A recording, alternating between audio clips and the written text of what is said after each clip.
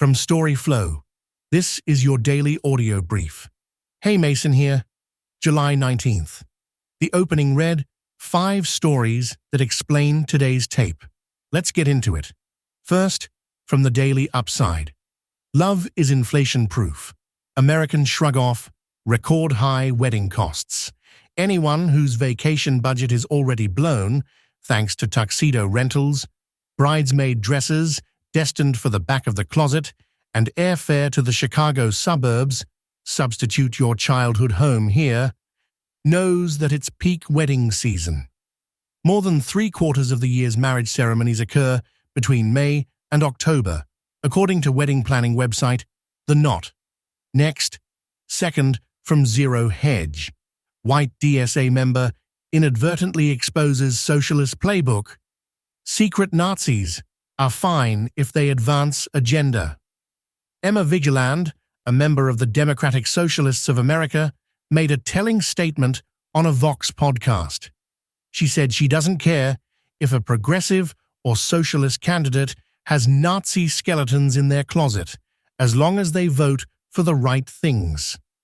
This comment has sparked outrage, with some pointing out that it's not the first time a DSA member has been associated with Nazi symbolism.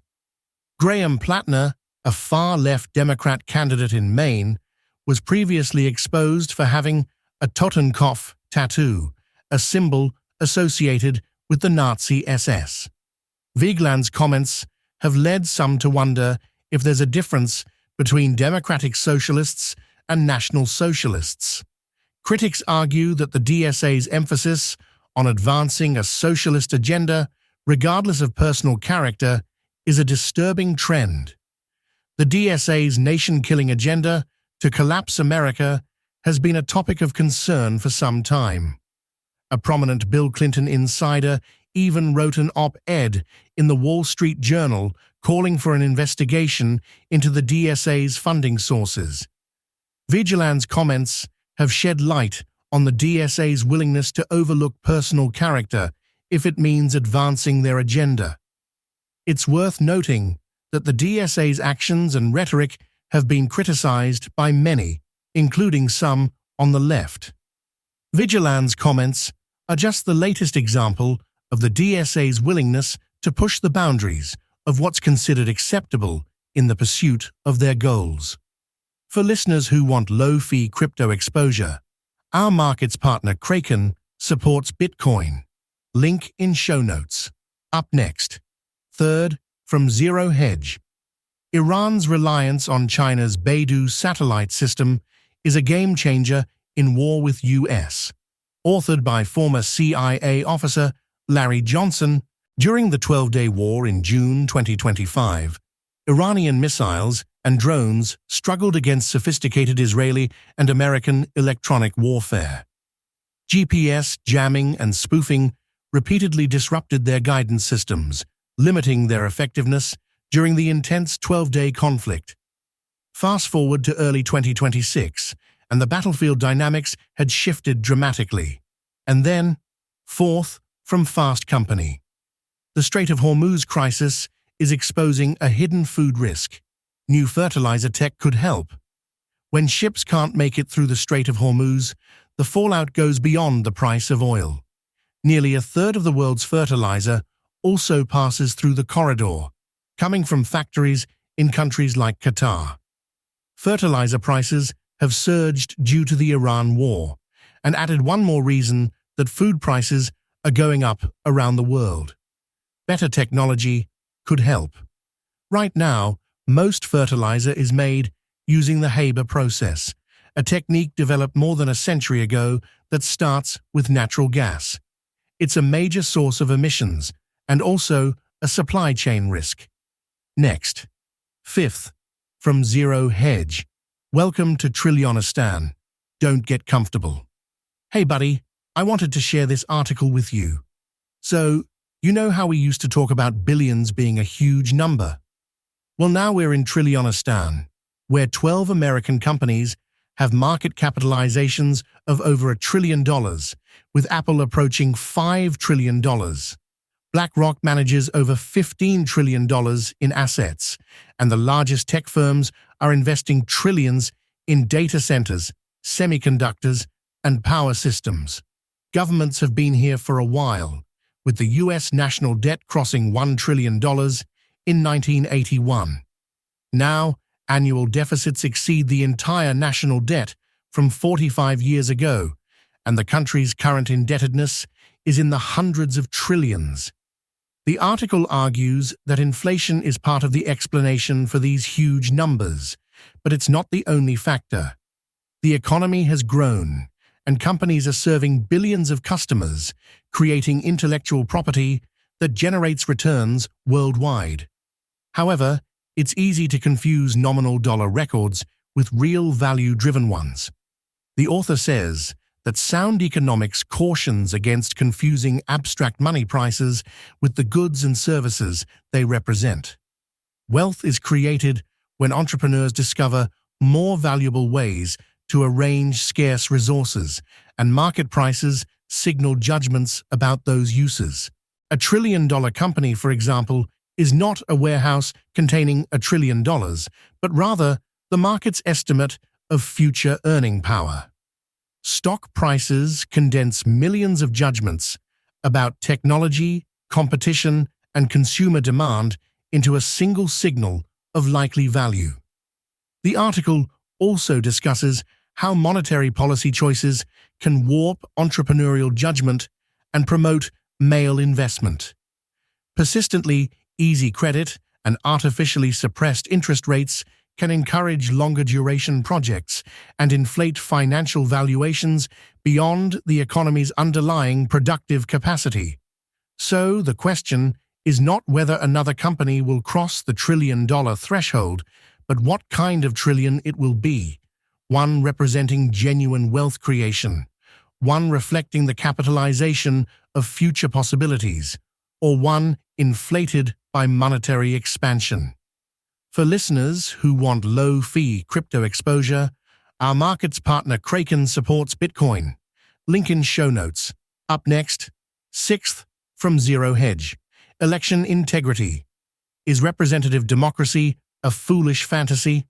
Authored by Brandon Smith via altmarket.us. The U.S. Constitution is perhaps the most significant historical and governmental document in a millennia.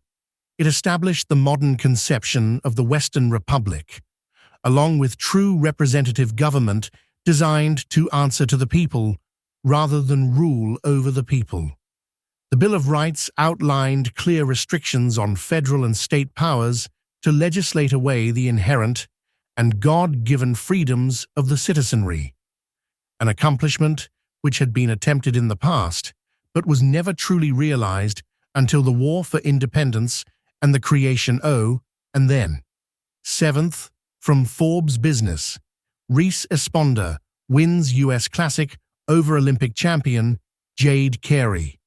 So Reese Esponda just took the top spot at the U.S. Classic with a career-best score, beating out Olympic champ Jade Carey. That's a pretty big deal. Esponda's score was the highest we've seen from her so far. Jade Carey, who's an Olympic champion, came in second, which is still super impressive. And then there's Caitlin Ohashi, the former UCLA star, who made a strong showing in her first senior elite competition. She's definitely one to watch. For listeners who want low-fee crypto exposure, our markets partner Kraken supports Bitcoin. Link in show notes. Next, 8th, from DeFi Education. DeFi Roundup. July 4th, July 17th, 2026. Hey, so Bitcoin's been holding steady above $60,000 for 2 weeks now, and it's been trading in a pretty narrow range up to $65,000. That's a decent chunk of stability, but we know how quickly things can change in crypto. The ETH-BTC ratio has been relatively flat too, which is interesting considering the recent hype around Ethereum. I've been keeping an eye on this, and it's worth noting that the total value locked in DeFi protocols has been slowly creeping up, now sitting at around $15 billion. That's a significant milestone, and it shows that investors are still confident in the space. One of the more interesting developments has been the rise of a new stablecoin called Nova. It's been gaining traction fast, and it's now the fourth largest stablecoin by market cap. I've been looking into it, and it seems like Nova is trying to differentiate itself by offering a more decentralized approach to stablecoin issuance. That's definitely something to keep an eye on, especially if you're interested in the future of DeFi. On the governance front, there's been some movement on the MakerDAO front. The protocol's governance token, MKR, has been trading in a tight range, but there's been some interesting discussion around potential changes to the protocol's risk parameters. It's worth keeping an eye on, especially if you're invested in Maker or DeFi more broadly. For listeners who want low-fee crypto exposure, our markets partner Kraken supports Ethereum. Link in show notes. Up next, 9th from Business Insider. After a decade of teaching college, these are the lessons I wish every freshman already knew. Hey, so I was reading this article about what parents should teach their high school graduates before they head off to college. The author, a mum of 4, who's also taught over 1,000 college students, says that knowing a few key things can make a big difference in a student's success. First, they emphasize the importance of communication. Teach your kid to introduce themselves to their teachers, send respectful emails, and advocate for themselves. Don't try to talk to teachers on their behalf. That's their time to learn. Next, they suggest taking a self-defense class with your kid, or sending them to one specifically designed for their age. College campuses can be beautiful, but they can also be intimidating and even unsafe. A self-defense class can give them confidence and you some peace of mind. The author also stresses the importance of setting good boundaries. This isn't about controlling others, but about knowing what you will and won't do, what you'll tolerate, and achieving the life you want. For example, if your kid knows they'll oversleep if they stay out too late, they can set a boundary to be in their dorm by 11 p.m. Sunday through Thursday nights. Another key thing is to research the college's opportunities and plan for your kid to explore them. Too many students feel lost and unengaged, especially if they don't join groups or clubs until later in the semester. Encourage your kid to seek out sports, gaming, learning a new skill, or joining local events. Lastly, the author emphasizes that mental health matters. Teach your kid to verbalize their struggles and seek help if they're facing depression or anxiety. Meet with them as a supportive listener if they express their struggles, and remember that grades matter less than mental well-being in the long run. For listeners who want low-fee crypto exposure, our markets partner Kraken supports Bitcoin. Link in show notes. And then, 10th, from Charles Hugh Smith, The Upside of Civilizational Psychosis. When the cost of staying in a system outpaces the payoff, people start to opt out.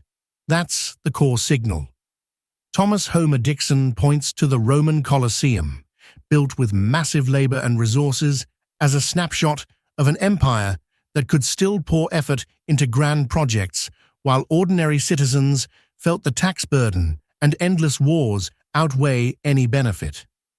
He then turns to the Khmer civilization, where the gradual loss of water management skills let agriculture slip, not because of a sudden catastrophe, but because enough people stopped maintaining the infrastructure. Across history, the pattern repeats. Once sacrifices eclipse rewards, the collective will erodes, and the whole system begins to decay. That's the read. Watch the tape, ignore the noise, back tomorrow. Want this every morning? It's free. Set up your own feed at storyflo.com.